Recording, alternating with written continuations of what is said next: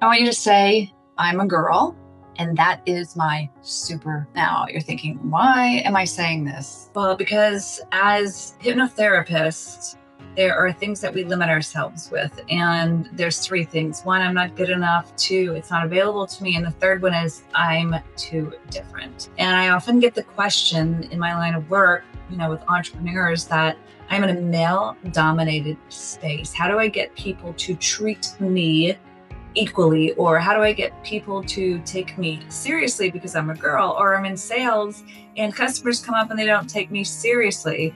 And here's my answer to that.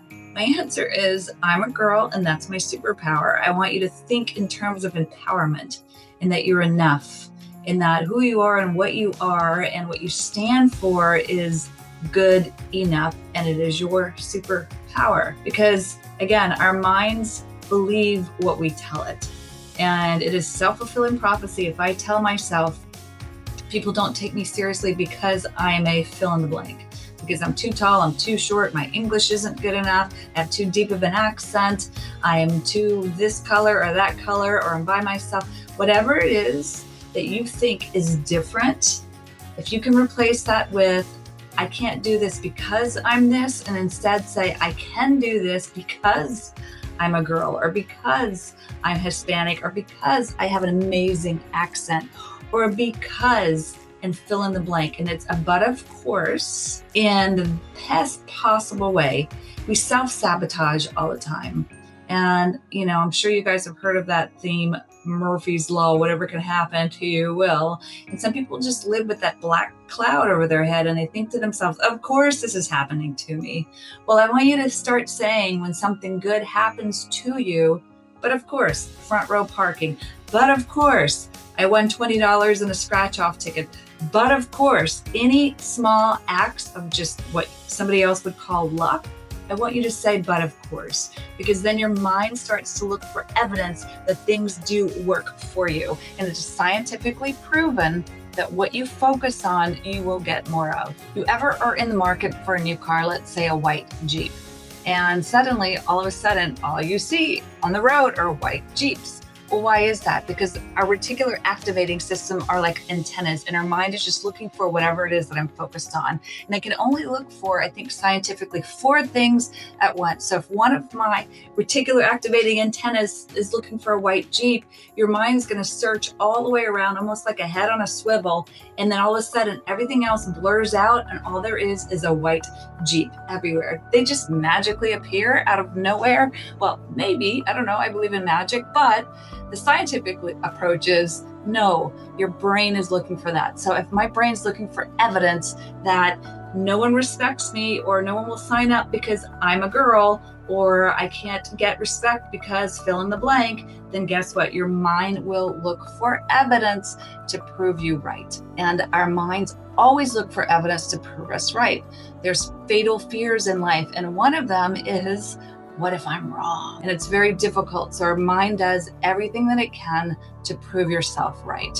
And so it's very, very important what you put into your mind and what you focus on. And it's very difficult at times. So there's something called an awareness piece. And I've learned this in hypnotherapy. There's 3 I's. Investigate your thinking. That's number 1. That's the I, investigate. Interrupt is number 2. Interrupt the pattern. And number 3, install a new belief. So investigate my thinking. So if I'm saying I can't do this because I'm a girl, as an example, stop. I'm investigating my thinking and I'm going to interrupt the pattern. Wait, hold on. Let's interrupt that thought because it's on autopilot right now. Our minds like what's familiar, even if it's not good for us. So there's 2 neurons that have been firing and wiring together for a long time that said, I can't do this because, in this example, I'm a girl. Okay, so I can't do this because I'm a girl. That's someone else's voice, by the way, when you were a child, or something that happened on the playground, or you had all brothers, or a teacher or something. That's someone else's voice because you didn't come onto this planet with those limiting beliefs. So number 1, investigate your thinking. Okay, wait, hold on. I can't do this because I'm a girl. Is that true? No, hold on. Interrupt the pattern. Let's stop and let's install a new belief. And the new belief is, I can do that. And I am going to look for evidence that I can. And start when the stakes are small. I can do this because fill in the blank. And then as soon as something good happens, but of course I can do this. And so again, investigate your thinking, interrupt the pattern, install a new belief.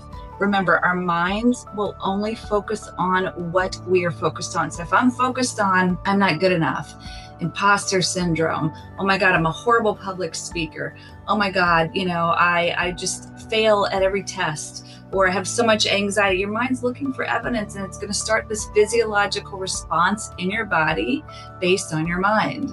So if I give you a test right now and say, okay, I want you to think of a lemon, and just think that you're holding a lemon right now. Think of the lemon and put it in your mouth and swirl it around.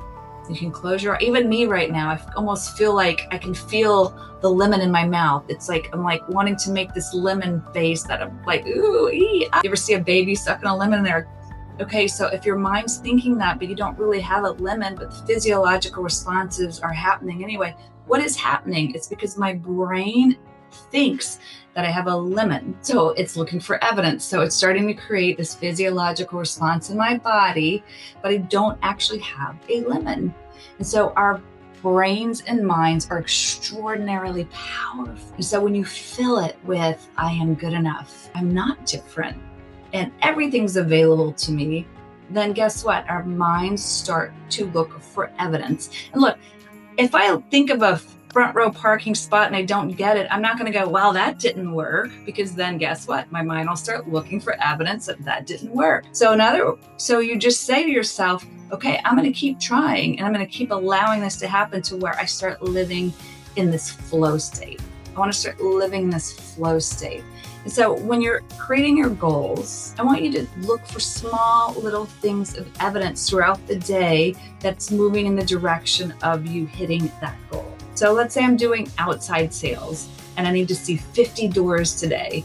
Guess what? I'm going to get 95% of them to say no, or they're not there. So if in my mind, I already set myself up saying this is a formula and I'm looking for yeses and I'm going to get some no's, guess what? My mind's going to look for evidence to find the yes and know that no is just part of the formula. But if my mind's like, oh my God, I got a no, and then I start analyzing what the no meant, and I start creating, oh my God, they must have not liked me. It must have been because I was a girl. It must have been because my accent was too thick. Maybe it's because they don't like who I am as a person. None of that is true, but those are the stories and the lens that we're looking through to create these stories. And then our minds, that reticular activating system, is looking for evidence. But if you look at the no, someone rejects you from a sale as, okay, whatever. Either maybe I just need a little more skill sets to have a better conversation with them next time. Maybe they really didn't want it. It has nothing to do with me, and I'm going to keep on trying because that formula says there are some yeses in here. Keep working towards those yeses, because the no just means nothing. Next, throw it over your shoulder, go away, whatever. I got to keep hunting till I find my yes. I'm training my brain to look for evidence that no just means next, because guess what? A no is going to lead to my yes. See that? It's all mental practice. So what are you telling yourself when you wake up in the morning? Ooh, I used to tell myself all the time that I was a terrible public speaker. And so because I would tell that to myself every time I had to do a speech, yes, we all get nervous, but I wanted to throw up and die. And then I would get up and then my throat would hurt and I would, and my heart would just like be, and it was very difficult for me to get through the speech. But when I started telling myself, I'm excited, I can do this, I practice, I know what I'm talking about. Who cares if someone's judging me? Because someone that's judging you is through their own lens as well. And so it's not my business what they're thinking. And the more that I keep thinking to myself, wait, hold on, I got this, I can do this, I'm good enough. Guess what? That reticular activating system is looking for evidence that I can do this. And then you're going to walk away like, maybe that was a great speech. Maybe it was an okay speech. Maybe I bombed it, but whatever. I'm going to do better next time. I can do well. I can get through this. I'm good enough. I got this. And so remember, your mind looks for evidence based on what you're telling it, like the white Jeep theory, like the lemon in your mouth. body starts to create that physiological response because it thinks you're eating a lemon. And like that other thing, it's like, I am a girl and it is my superpower. We have to say it over and over again. And so when we are interrupting our patterns and we're installing a new belief, that new belief is so new to your mind that it's unfamiliar. And our minds somehow translate familiar as safe. And familiar doesn't necessarily mean that it's a safe space to be, but our minds think it is because it's familiar. Because it's familiar, it's going to keep on repeat patterns. So I need to be aware, investigate my thinking, interrupt the pattern, install that new belief. But when I install that new belief, I'm a girl and it's my superpower, I need to say it again and say it again. And our mind's going to play tricks on us and go, no, it's not. And I'm going to say, yes, it is. Yes, it is, until I become and do, like I have that neurons that are firing and wiring on muscle memory. You got to create muscle memory. And another good way to do this is go, why am I a superpower? Wow, I am like amazing. I am a girl. Why am I a superpower? And sometimes when you ask your mind a question, it figures out a way to answer it too. Well, you're a superpower because let's look for evidence. So there's a few key action steps that I take every single day. And the one is I'm always aware of what I'm thinking. And if I start to feel like some kind of anxiety, if I start to feel some type of emotion that I don't like, the first thing I do is I think about what I'm thinking about. That's the first thing I do. So if you start feeling uncomfortable, you start feeling anxious, you start feeling, okay, what am I thinking about? Now you might be thinking about the speech that's coming up, but I want you to go under that. So let's say I have this big speech and I'm nervous about it.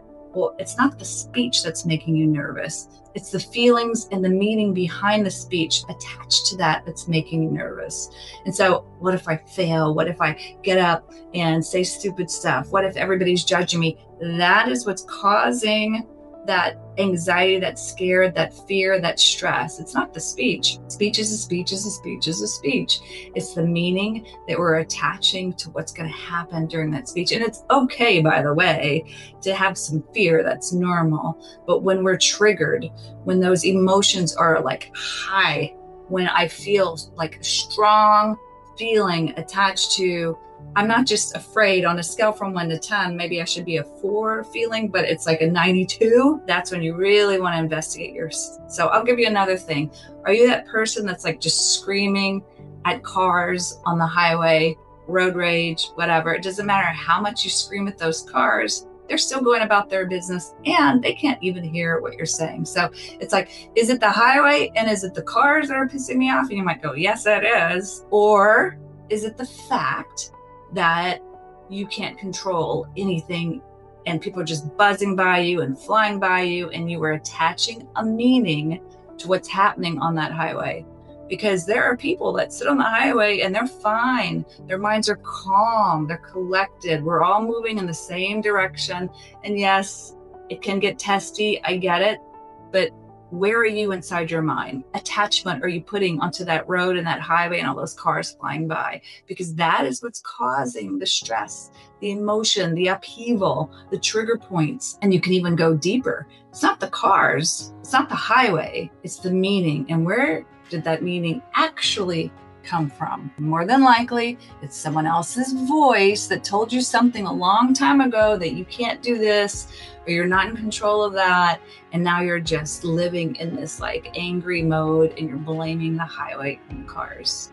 So remember, it's not what's happening, it's the meaning you are attaching to it. And so investigate your thinking. Where's this coming from? Get curious, interrupt the pattern. And last thing, install a new belief. But you need to install that new belief on repetition. Wait, hold on. I am calm. I'm not letting these things bother me. I'm good. But you need to say it, and you need to say it. You need to say it till it becomes a muscle memory deep within your mind that's in control, because your subconscious is ruling the roost. I'm here to tell you, your subconscious is ruling the roost. I'm a girl, and that is my superpower. I'm a, whatever you feel is different, that is my superpower. And allow your mind to look for evidence that's empowering you, not the other way around. Thank you. Have a good day.